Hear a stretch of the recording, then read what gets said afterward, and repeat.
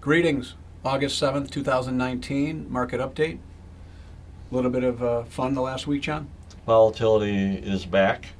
We saw it in May. We're seeing it again now in reaction to the latest news from tariffs and our trade relationship with China. So the market's down about 6% from the peaks over the last week. We had a similar kind of a decline in May, correct? Right. Mostly related to tariffs. Right. And the China dispute. Just kind of putting a context back, I mean, the market being down 19% fourth quarter of 2018. We had a nice run up and through July, up 20% or so. Volatility back. Volatility normally comes from uncertainty, correct? Right. Right. And there's always going to be uncertainty, but markets tend to overreact. But it seems like the backdrop now is a little bit more, I would say, cautious. Look what the Fed did, cutting interest rates, and that was an insurance measure on their part to help sustain the expansion in the U.S. So the bond market, if we turn to that for a second, you have another decline in the 10-year Treasury. You have short-term rates in some circumstances being below the longer-term rates.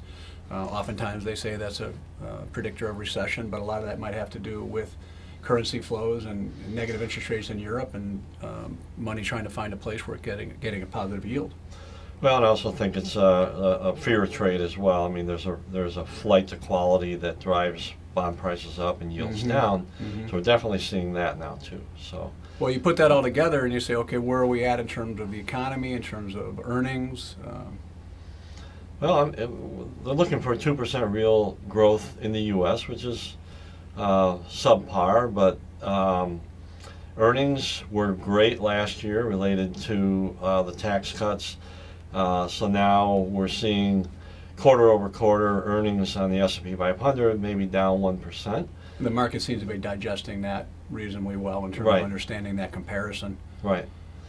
So we're still really in the range of long-term PE ratios if you feel that the earnings are sustainable. Just putting it all together, as there is a heightened risk, there is uncertainty. You've got things with Brexit. You have the economy having a prolonged expansion here, which people keep thinking is going to end ultimately. There doesn't seem to be any egregious signs of excess, but there's areas of concern, of uncertainty, which cause more volatility. And like we said before, in line with your overall objectives, it's a reasonable time to be reducing risk if you feel appropriate according to your needs. Well, there's also the backdrop of slowing global growth, China in particular. So markets are watching that situation very closely.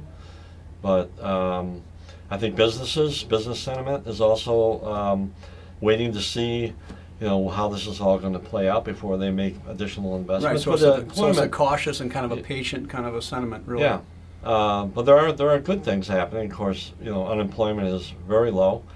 We have more people participating in the market, job market in the U.S. That's a backward-looking indicator, but still pretty healthy. So we've got some good signs still out there that may be supportive of the market going forward, but certainly these clouds are beginning to develop. Well, then you got to go back. I mean, so we have the market will decline at some point in time for some reason. The last one we had was over a 50% decline in 2007. It took 5 years and change for it to get back to its peak. Hopefully we're not looking at something like that. I don't think the comparisons really ring true in terms of the amount of leverage and debt in the system. But long-term investors, like we go back to our earlier point, is being in line with what you need to do, have the appropriate risk on the table and the appropriate risk off. This kind of thing is going to be a discussion that we're going to have on an ongoing basis for the rest of our careers. Anyway, until next time, enjoy.